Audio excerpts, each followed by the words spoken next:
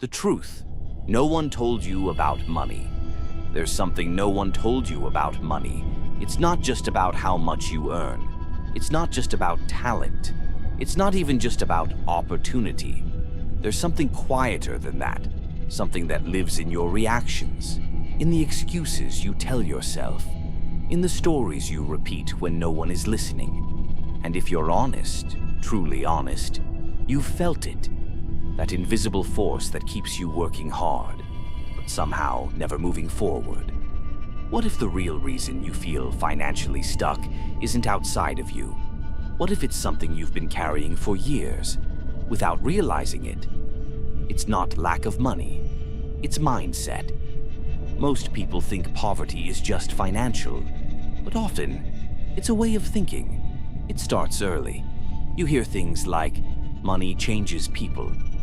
Rich people are greedy. We're not that kind of family. Just be grateful for what you have. They sound normal, even wise. But over time, they become part of who you are.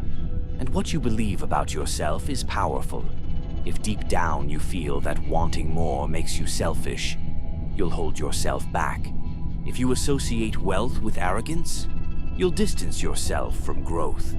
If you grew up watching stress around bills, your brain may have learned that money equals anxiety. So even when you say you want success, something inside whispers, "This isn't safe," and you pull back. Not because you're lazy, not because you're incapable, but because your mind is trying to keep you in what feels familiar. And familiar feels safe, even when it limits you. The phrases that programmed you. Those early messages weren't just words. They shaped your identity. They taught you what's normal, what's acceptable, what's possible for someone like you.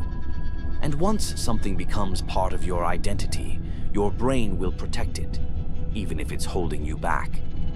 Why you pull back right before growth?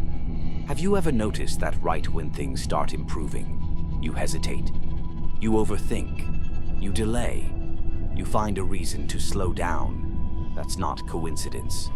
Growth feels unfamiliar, and unfamiliar can feel dangerous.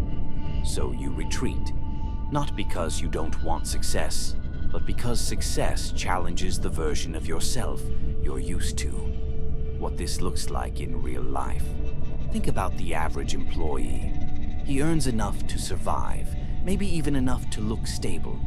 But every time he considers starting something on the side, a voice says, "What if you fail?"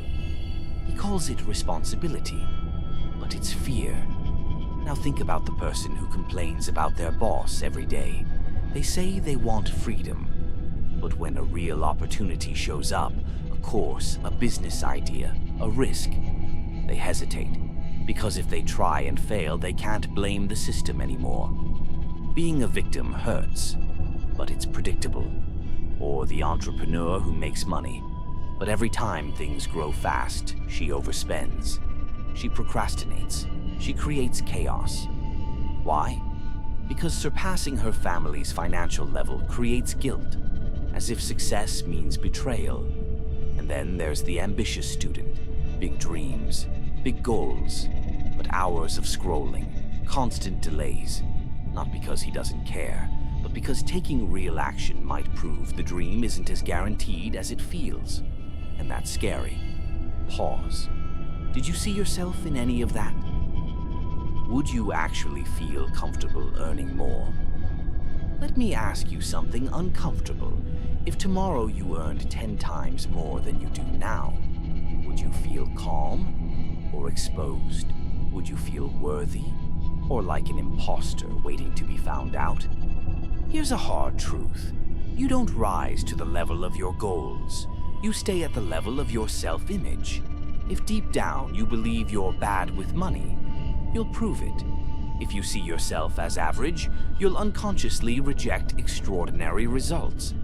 That's not a motivation problem. That's an internal limit. You say you want wealth, but do you truly believe you're the kind of person who can handle it wisely? Be honest with yourself. You don't grow beyond your self-image. Your self-image acts like a ceiling. You can push against it, you can temporarily break through it. But if your identity hasn't changed, you'll come back down to what feels familiar. Real growth requires upgrading how you see yourself, not your goals, your identity. You're not lacking potential. You're loyal to the past. Here's the shift. You're not stuck because you lack potential. You're stuck because you're loyal. Loyal to old beliefs. Loyal to family narratives. Loyal to a past version of yourself. And loyalty feels honorable. But growth requires letting go of limits, not betraying people. Betraying the beliefs that no longer serve you.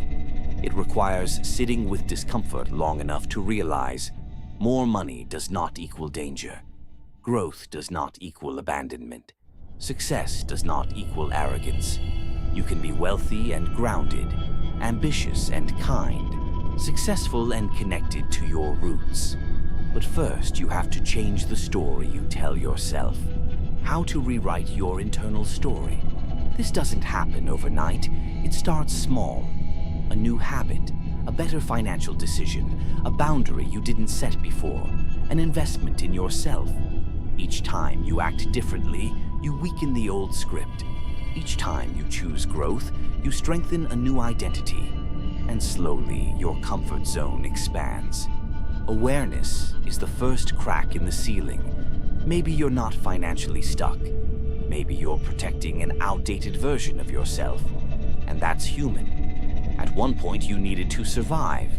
Now you get to choose. The mindset that kept you safe at 10 might be limiting you at 30. And the moment you become aware of it, truly aware, it begins to lose power.